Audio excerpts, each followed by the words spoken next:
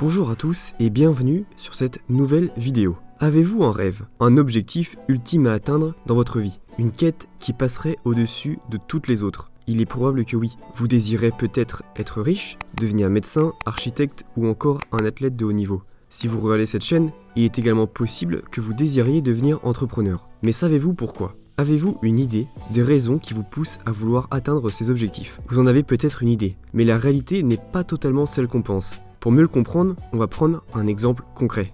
Mais pour ça, commençons d'abord par un voyage dans le temps. Nous sommes en 1187. L'armée des croisés est vaincue à la bataille de Hattin par Saladin et ses hommes. Jérusalem vient de tomber aux mains des musulmans. En réponse, le pape lance la troisième croisade afin de récupérer la ville sainte. Des milliers d'hommes dans toute l'Europe se préparent pour le voyage de leur vie. Ils disent adieu à leur famille et rejoignent leurs ennemis d'hier pour défendre la chose la plus importante à leurs yeux, leur religion. Pendant ce temps, dans un petit village près de Budapest en Hongrie, un jeune noble du nom de Henri, âgé de seulement 21 ans, entend parler de cette croisade. Il est euphorique. Il va pouvoir se battre et protéger le tombeau de Jésus. S'il revient vivant, il sera victorieux et couvert de gloire.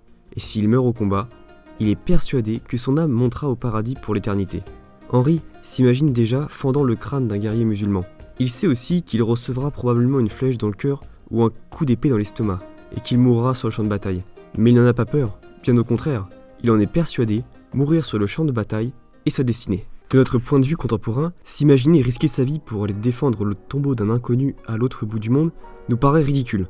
Nous sommes beaucoup plus rationnels en 2021 qu'en 1187. Mais en êtes-vous vraiment si sûr? Henri était persuadé de vivre dans la vérité absolue, car depuis sa naissance, le prêtre de son village lui racontait les histoires héroïques des chevaliers hongrois qui se sont battus pour défendre le royaume et qui ont rejoint le paradis pour l'éternité. Sa famille, ses amis et même toutes les personnes qu'il a rencontrées dans sa vie croient en la même histoire. Comment Henri pourrait-il imaginer que tout le monde se trompe sauf lui? La réalité est divisée en 3 catégories.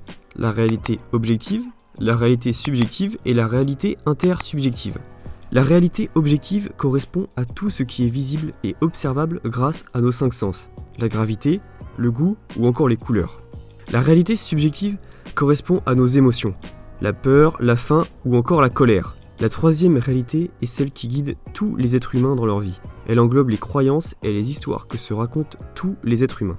Henri, comme tous les chevaliers européens, suit sa réalité intersubjective. Cette réalité intersubjective se construit par toutes les histoires que les hommes créent et transmettent pendant des générations. Les hommes tissent une toile de sens qui guide leur vie et qui les aide à se fixer un but, une trajectoire à suivre. Ces toiles se brisent sous le poids des années et de nouvelles apparaissent pour les remplacer. Il y a seulement 30 ans, des milliards d'êtres humains vivaient dans un monde où une guerre nucléaire pouvait se déclencher à tout instant pour défendre 2 visions de la société. Le capitalisme ou le communisme avait pris une place extrêmement importante dans la vie des gens. La guerre froide est basée sur le même mécanisme que les croisades d'il y a un peu moins de 1000 ans.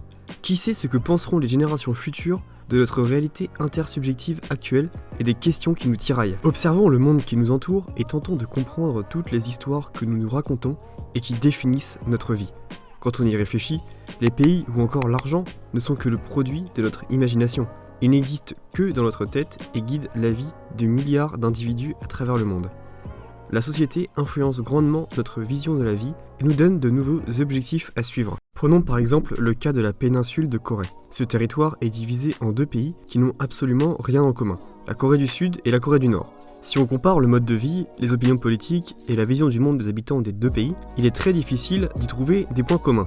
Pourtant, qu'est-ce qui différencie vraiment ces 2 populations?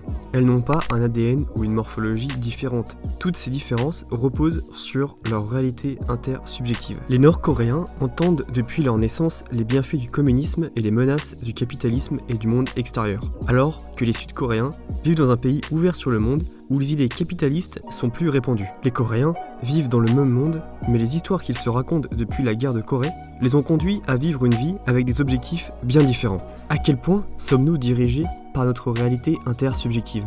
Guide-t-elle notre vie comme elle guidait Henri en 1187, ou avons-nous aujourd'hui la liberté de vivre en dehors de ces histoires? Il est désormais possible, grâce à Internet et à la mondialisation, de vivre et de comprendre les réalités de chaque individu sur la planète. Il est difficile de savoir à quel point notre envie de devenir entrepreneur architecte ou encore médecin, est influencé par les histoires que nous entendons depuis notre enfance. Après quoi sommes-nous à la recherche? Le bonheur est désigné par beaucoup comme l'objectif ultime à atteindre.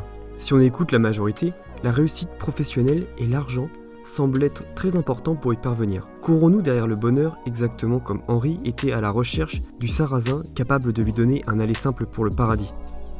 Les motivations de chaque individu sont différentes et souvent guidées par des expériences vécues ou des passions qui nous animent.